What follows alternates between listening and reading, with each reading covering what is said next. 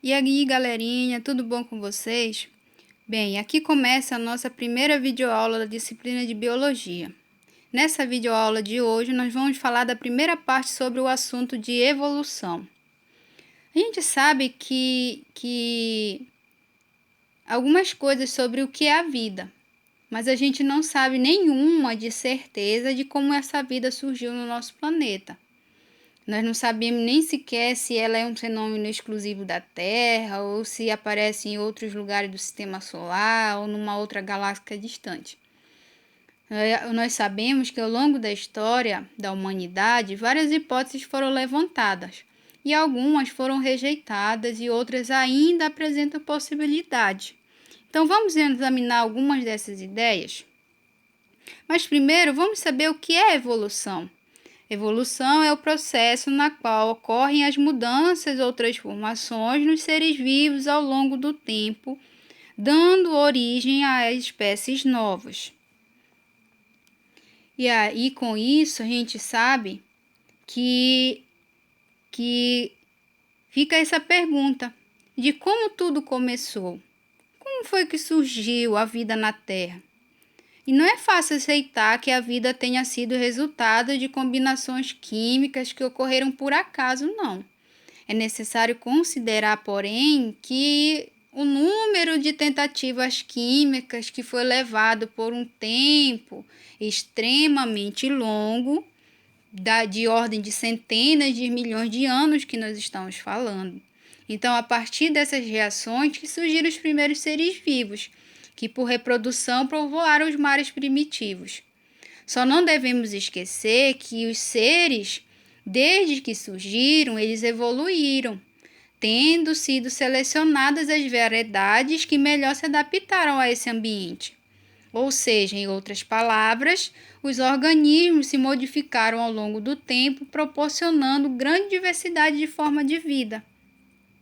E essa diversidade de vida, ela se dá devido à variabilidade de organismos vivos de todas as origens, compreendendo, dentre outros, os seus ecossistemas terrestres, marinhos, aquáticos e complexos ecológicos que fazem parte, compreendendo também, assim, a diversidade dentro de espécie, entre espécies e dentro de ecossistemas, né?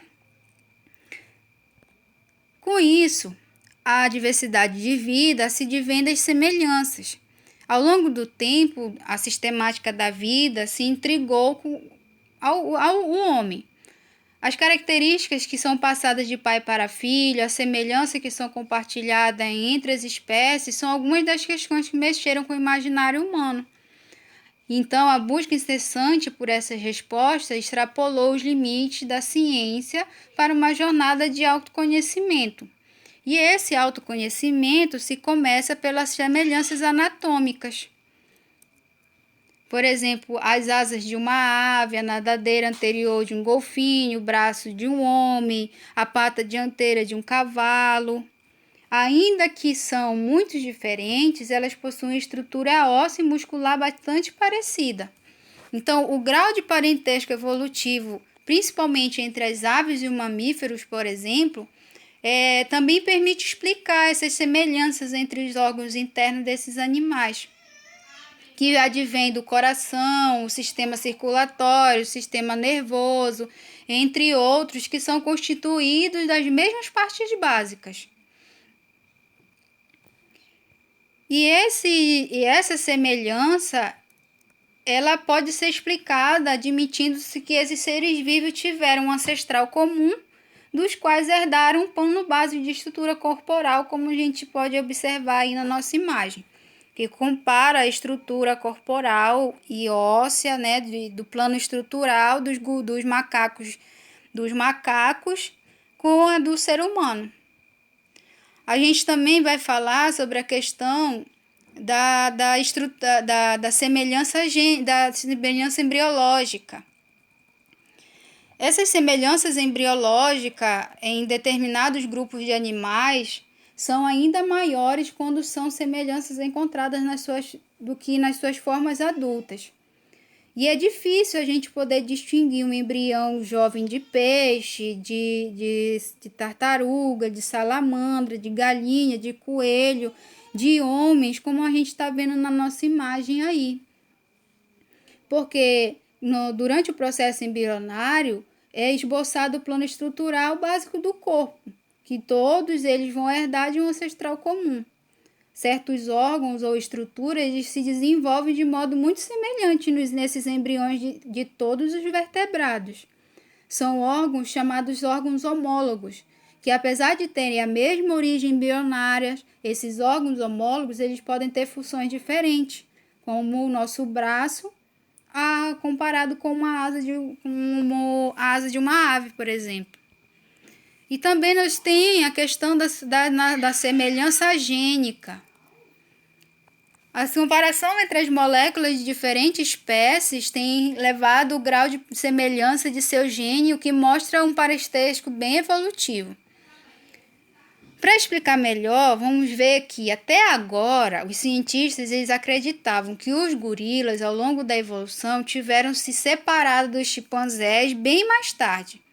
Depois disso, eles teriam havido separado da linhagem que origina os chimpanzés dos hominídeos, que é a família que pertence à espécie humana.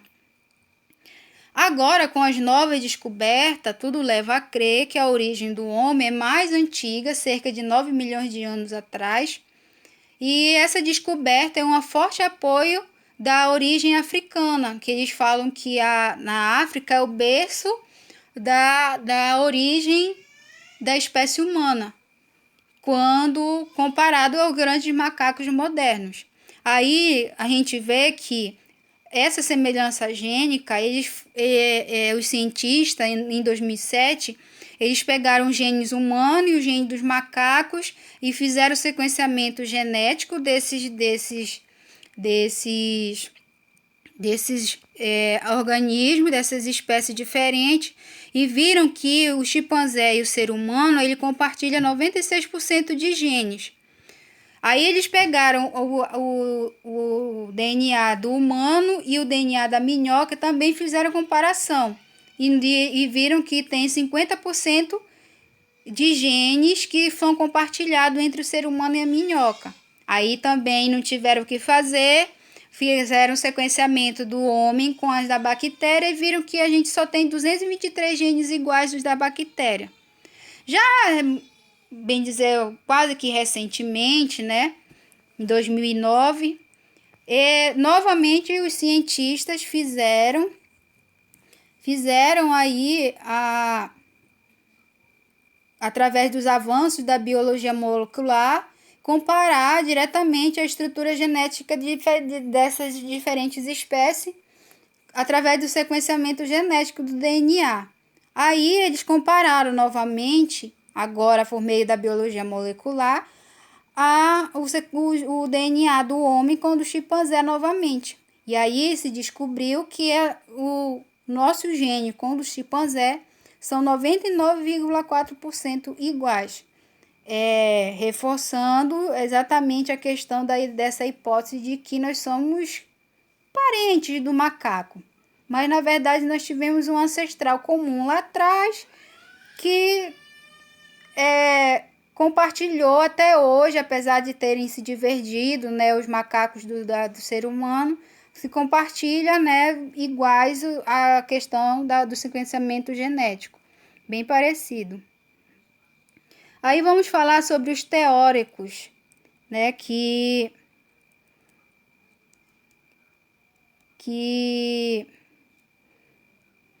foram precursores dessas teorias da origem da vida. O primeiro deles é o Anaximandro. Acho que vocês nem ouviram falar ainda sobre esse cara. Pois bem, Anaximandro era um filósofo grego. Ele foi um dos primeiros a adiantar uma explicação para a origem das espécies, que, segundo ele, os primeiros animais surgiram de uma vasa marinha, que era dissecada pelo sol, sendo mais tarde substituído por outros animais mais complexos, tendo o homem, né, como o precursor de toda a complexidade desses animais. que, na verdade, todos eles teriam tido a sua origem dentro de ventre de peixe. E que essa questão dessa evolução aí, desse surgimento desses peixes é imutável. Dessas espécies era imutável. Por isso que ele é um precursor do fixismo. Aí vem o Aristóteles, que ele afirmava de que substâncias orgânicas poderiam surgir de meio inorgânico. Também ele era um adepto do fixismo, de que as coisas eram imutáveis, não havia mudança. Então, ele, influenciado pelo seu mestre Platão, ele admitia que todos os organismos se encontravam organizados de acordo com um plano que denominado por uma escala, e essa escala ia da hierarquia da espécie mais simples para o mais complexo, que terminava no homem. Então, foi considerável eterno e imutável, sendo como cada organismo no seu lugar fixo. Daí veio a questão da geração espontânea através do Aristóteles. Até o século XIX, se acreditava que os seres vivos poderiam surgir espontaneamente da matéria não viva. Hoje a gente já sabemos, né, que um ser vivo ele surge somente por meio da reprodução. Aí daí já vem a questão do conflito entre a teoria da biogênese e da abiogênese. Aonde a teoria da abiogênese e a teoria da biogênese são duas teorias que foram formuladas para explicar a origem da vida na Terra. A teoria da biogênese, por sua vez, ela diz que a vida ela surge de uma forma espontânea. Os cientistas que são defensores dessa teoria acreditam que a vida ela podia surgir espontaneamente. Por exemplo, os cisnes surgiam de folhas que caíam nos lagos, ratos surgiam de roupas sujas e úmida misturada com semente. E apesar de parecer uma teoria absurda, a abiogênese por muito tempo ela foi aceita para explicar a origem dos seres vivos. No entanto, alguns cientistas, eles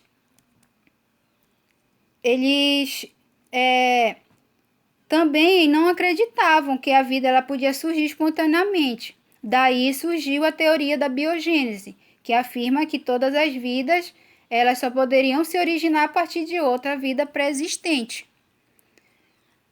A partir daí, haviam os defensores da biogênese e aqueles que criticavam a teoria da biogênese. Os maiores defensores da teoria da biogênese foi Helmut Nerdam, e um dos maiores críticos e que deu o ultimato na teoria da biogênese foi Louis Pasteur. Mas, desses teóricos aí, o que deu mesmo início à questão da dúvida sobre a biogênese foi o Francisco Redi, que em 1688 ele realizou o experimento que colocava cadáveres de animais em frascos de boca larga. Uns frascos ele deixou aberto e outros ele deixou fechado, com gases. Ele deixou alguns dias, aí depois ele observou que nesses frascos abertos surgiram vermes, enquanto que nos que estavam fechados não haviam. Então o Redi ele concluiu que o fato das moscas não poderem entrar nos frascos fechados impediu o surgimento de vermes. Mas as moscas, ele concluiu que as moscas seriam responsáveis pelo surgimento do verme. Então, o experimento de Redi começou a fazer com que a teoria da biogênese perdesse credibilidade. Aí veio o Nerdam, lá em 1745, e realizou um experimento que voltou a reforçar a teoria da biogênese, aonde ele em frascos ele colocou um caldo nutritivo fechados lá e deixou esquecido lá. A intenção dele era para impedir a entrada de proliferação de qualquer micro-organismo. Com os dias, esses micro-organismos ali surgiram nos frascos. Aí Nerdam concluiu que esse experimento foi resultado da biogênese. Passado um tempo, já lá em 1770, veio o Spallanzani e afirmou que o Nerdan ele não esqueceu o caldo nutritivo por tempo suficiente para destruir essas bactérias. Aí, para comprovar que ele estava com a razão, Spallanzani realizou o mesmo experimento que Nerdan, só que ele esqueceu os caldos lá nutritivos por mais tempo. E aí o resultado que ele obteve é que não apareceu nenhuma bactéria. Aí, mais uma vez, a teoria da biogênese perde credibilidade. Com isso, em 1862, a teoria da biogênese é derrubada definitivamente pelo Louis Pasteur, aonde o Pasteur ele realizou um experimento com caldo nutritivo em balões. Ele colocou esse caldo nutritivo em balões vertido, com o cabo reto. Aí ele pegou esse balão e aqueceu o pescoço no fogo, fazendo curva no pescoço do balão, onde ele tinha colocado o caldo nutritivo. Aí ele ferveu esse caldo, esterilizou e deixou lá por um tempo, né? E ele observou que na primeira dobra do balão haviam aparecido micróbios e pó que ficaram retidos lá na dobra do pescoço do balão. E aí o frasco vertical, quando ele ficava na vertical, em pezinho, ele permanecia sem micróbio. Aí o que o Louis Pasteur fez? Ele deu uma inclinada nesse balão, e esses micro-organismos que estavam aí na entrada do pescoço de cisne, eles acabaram entrando pelo pescoço e tendo contato com o caldo. Aí o caldo ficou contaminado pelos micróbios. Aí o Pasteur provou que a fervura ela não destruía nenhum tipo de força ativa. Além disso, bastava quebrar o pescoço do balão para que os micro-organismos surgissem através do contato com o ar, derrubando e refutando qualquer tipo de dúvida que tivesse a questão da teoria da biogênese. Então, o Louis Pasteur ele derrubou definitivamente por meio do seu experimento a teoria da biogênese. Aí veio esses dois caras aí, o Oparin e o Spallanzani, com as suas hipóteses da terra primitiva, que foi a teoria da evolução química.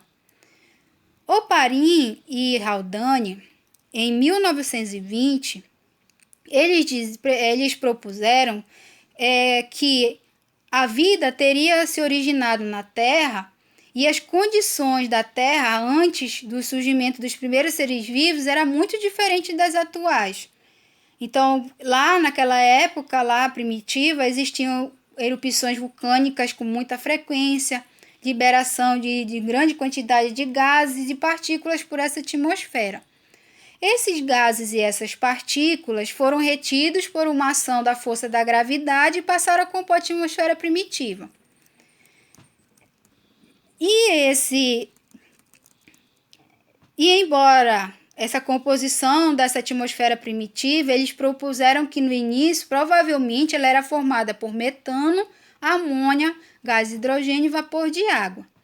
E como não havia gás oxigênio, ou ele estava presente em baixa concentração, eles diziam que o ambiente era um ambiente redutor, pela baixa concentração de oxigênio. Então, nessa época, a Terra estava passando por um processo de resfriamento que permitiu o acúmulo de água nessas depressões das costas, formando os mares primitivos.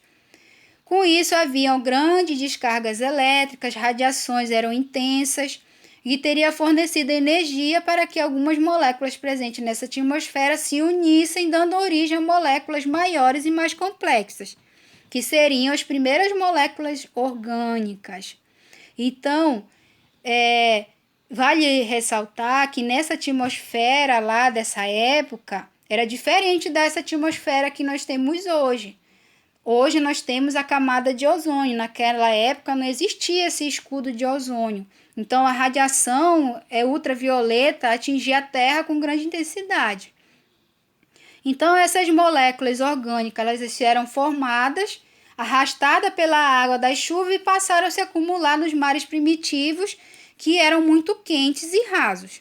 Então, esse processo, repetindo-se ao longo de muitos anos, transformando os mares primitivos em uma verdadeira sopa nutritiva, rica em matéria orgânica, e essas moléculas orgânicas puderam ser agregados formados por coacervados, que nada mais é do que um conjunto de moléculas orgânicas reunidas em grupos envoltos por molécula de água. Daí surgiu a teoria da origem por evolução química, a ideia que é aceita até hoje, onde a vida teria surgido em forma espontânea no nosso planeta por evolução química de moléculas. Os cientistas, além disso, eles conseguiram reproduzir no laboratório alguma das condições primitivas, testando-se que elas poderiam ter favorecido realmente o aparecimento de vida na Terra. Aí vem a teoria do criacionismo, né? Que é a teoria que diz que os seres vivos foram criados por um ser divino, por Deus. Essa ideia, ela afirma que a vida ela foi criada por uma forma superior, uma divindade. Evidentemente, isso não pode ser verificado de forma científica. Mas, assim, essa é uma crença, e embora ela seja respeitável, ela tem mais a ver com a fé do que com a ciência. Então, a teoria do criacionismo, a teoria da criação divina, ela é falada até hoje, mas não tem nenhuma comprovação científica. Então, mas é uma das teorias, fora da teoria científica, que depois da ciência é a mais aceita, certo? Então, nós temos também a teoria da panspermia, que, segundo essa teoria, existiram partículas de vida que teriam caído na Terra acompanhadas de cometas e meteoros. Essas partículas seriam como os esporos, né, prontos para germinar quando caíssem na Terra. Essa teoria ela foi posta em discussão de novo em 1879 pelos trabalhos de Riemann e William, que afirmavam que a possibilidade desses meteoros servirem de meio de transporte para essas formas de vidas encontradas no espaço também foi contribuída pelo trabalho de Arrhenius, que reforçou também essa mesma teoria, que ele sugeriu que os esporos poderiam ser transportados no espaço pela pressão da radiação emitida por essas estrelas. No entanto, essas teorias elas têm muitas dúvidas para serem respondidas. Uma delas é como esses organismos viveram pelo espaço suportando essas adversidades, e uma delas principalmente é essas altas temperaturas que ocorrem no espaço. E outra, como eles foram formados em outros locais. Então, a teoria da panspermia, ela é uma teoria que ela foi proposta por esses cientistas, mas que até hoje ele não tem nenhuma resposta. Principalmente se eles vieram de outro lugar do espaço, e como é que esses organismos foram formados lá. Então, essa é a pergunta da teoria da panspermia. E quando nós também começamos a estudar a evolução dos seres vivos, surge também uma dúvida. Como é que esses cientistas poderiam afirmar tanta coisa sobre os seres que existiam há milhões de anos, se naquela época nenhum ser humano habitava o planeta? Então, a história dos seres vivos na Terra ela pode ser reconstruída com base em evidências chamadas de fósseis. Esses fósseis eles são como pistas que se tornam importantes para provar a consistência de que nosso planeta já abrigou espécies diferentes da quais existe hoje. Esses registros eles são uma forte evidência da evolução, porque eles podem nos fornecer indícios de parentesco entre esses e seres viventes atuais que nós observamos, e em muitos casos a modificação contínua dessas espécies, Um fóssil ele pode ser representado por partes ou resto do corpo ou ainda por simples vestígios de seres que viveram em épocas remotas. Por exemplo, os ossos, os dentes, as conchas, as carapaças, as pegadas de trilhas, os moldes, entre outras evidências diretas do passado, representam os fósseis que contam a história que aconteceu lá no passado em que o homem não estava presente. Então, pessoal, essa é a nossa aula de hoje. Até a próxima. Tchau, tchau.